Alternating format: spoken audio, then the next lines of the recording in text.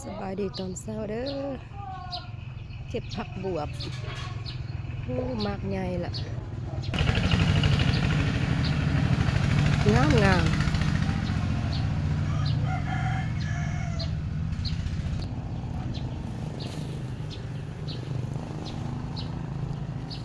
อันนี้กำลังเกิดน้อยๆ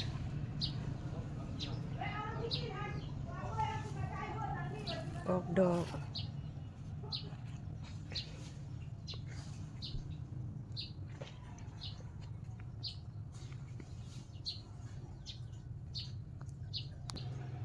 เบิ่งลูกนี่จนเหลืองหมดละกินบ่ทันหยอดงามงามสิปลูกเป็นฟาร์มน้อยเลย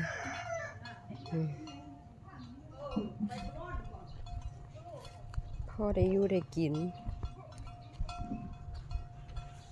กำลังขึ้นตัวนี้แถวนี้กำลังขึ้นงามขนาด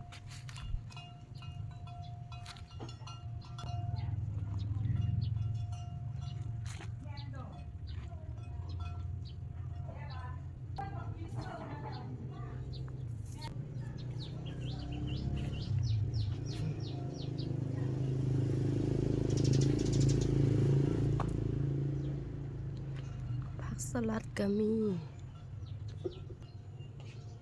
บ้านปนกันเลยหน่วยบักใหญ่ตัวนี้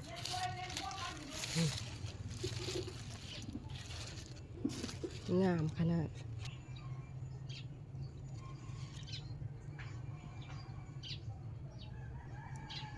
บวบหวานบวบหอมบวบหอม